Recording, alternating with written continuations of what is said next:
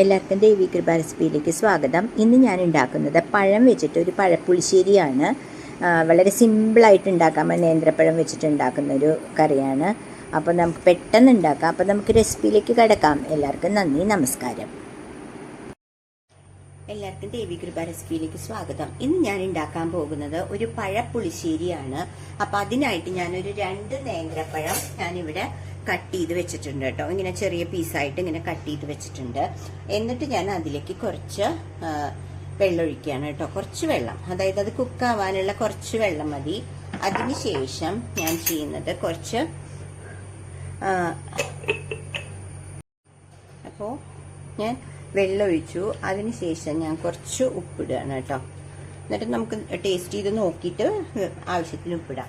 അതിനുശേഷം ഞാൻ കുറച്ച് മഞ്ഞൾപ്പൊടി മുളക് പൊടി ഇട്ടു. അതിനുശേഷം കുറച്ച് മഞ്ഞൾപ്പൊടി ഇടുകയാണ് കേട്ടോ. ഇത്രയും ഇട്ടിട്ട് നമുക്ക് ഇത് കുക്ക് ചെയ്യാം.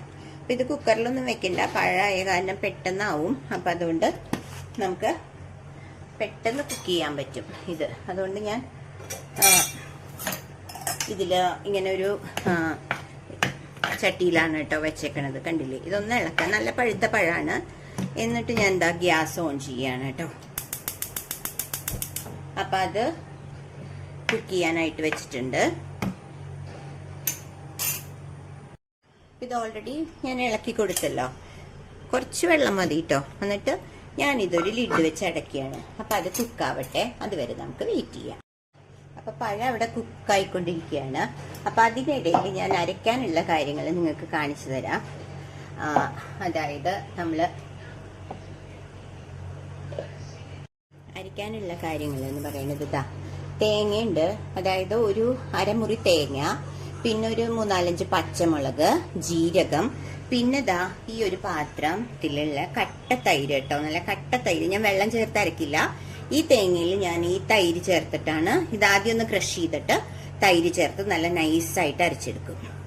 ഓക്കെ, അപ്പോൾ നിങ്ങൾക്ക് മനസ്സിലായി കാണുമെന്ന് വിചാരിക്കുന്നു. അപ്പൊ അതിൻ്റെ ഇടയിൽ ഒന്ന് ഇളക്കി കൊടുക്കുക കേട്ടോ. പഴമായി കഴിഞ്ഞു, കാരണം പഴുത്ത പഴമായ കാരണം കട്ടായി കഴിഞ്ഞു കേട്ടോ. അപ്പൊ നമുക്ക് ഗ്യാസ് ഓഫ് ചെയ്യാം. ഇനിയും പഴമായി കഴിഞ്ഞാൽ അത് വല്ലാണ്ട് കുഴഞ്ഞു പോകും. അപ്പൊ നമ്മുടെ പഴം കുക്കായി കേട്ടോ. അതിനുശേഷം ഞാൻ കാണിച്ചു തന്നല്ലോ നിങ്ങളെ തേങ്ങയെല്ലാം അരച്ചത്.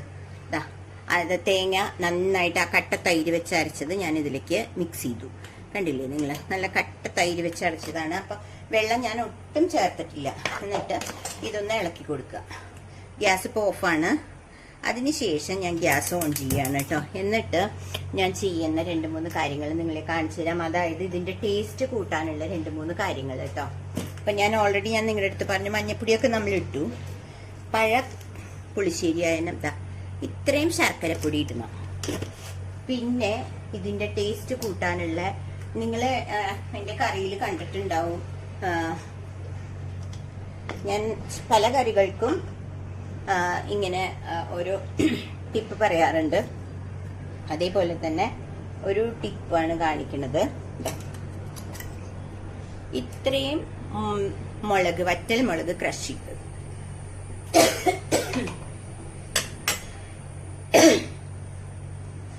അപ്പം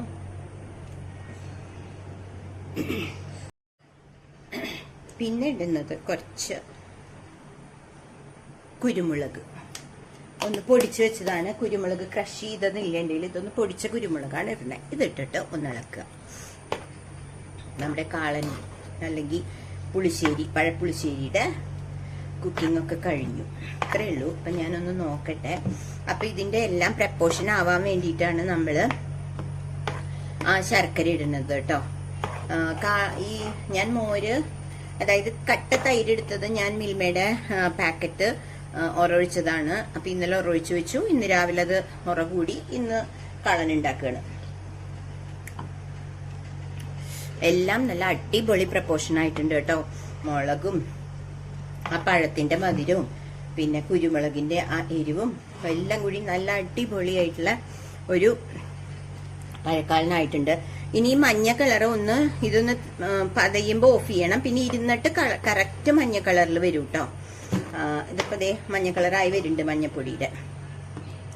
അപ്പൊ ഇതൊന്ന് പതയണ വരെ നമുക്ക് വെയിറ്റ് ചെയ്യാം. അപ്പൊ ഇത് പതഞ്ഞു കേട്ടോ. തിളക്കരുത്, തിളച്ച നേർക്കും പഴക്കാളൻ അല്ലെങ്കിൽ പഴപ്പുളിശ്ശേരി. അതിനുശേഷം ഞാൻ ഓൾറെഡി ഇവിടെ ഞാൻ കടുകൊക്കെ വറുത്ത് വെച്ചിരുന്നു. അതായത് കടുക്, ഉലുവ, പിന്നെ വറ്റൽമുളക്, കരിവേപ്പില, അതും കൂടി ഇപ്പൊ ഞാൻ ഗ്യാസ് ഓഫ് ചെയ്തു കേട്ടോ. പതഞ്ഞപ്പോ ഈ ചട്ടിയിലായ കാരണമാണ് ഇതിങ്ങനെ എപ്പോഴും പതഞ്ഞുകൊണ്ടിരിക്കുന്നത്. എന്നിട്ട് ഞാൻ ഇതിലേക്ക് ഇടുകയാണ് കേട്ടോ. കണ്ടില്ലേ? അപ്പൊ നല്ല അടിപൊളിയായിട്ടുള്ള പഴക്കാള് അല്ലെങ്കിൽ പഴപ്പുളിശ്ശേരി ഉണ്ടാക്കി. നിങ്ങളെല്ലാവരും ഈ റെസിപ്പി ഒന്ന് കണ്ടിട്ട് നിങ്ങൾക്ക് ഇഷ്ടപ്പെട്ടെങ്കിൽ നിങ്ങളിത് ഉണ്ടാക്കി നോക്കുക. എന്നിട്ട് നിങ്ങൾ ലൈക്ക് ചെയ്യുക, സബ്സ്ക്രൈബ് ചെയ്യുക, ഷെയർ ചെയ്യുക. അപ്പൊ അടുത്തൊരു റെസിപ്പിയായി വരുന്നവരെ എല്ലാവർക്കും ബൈ.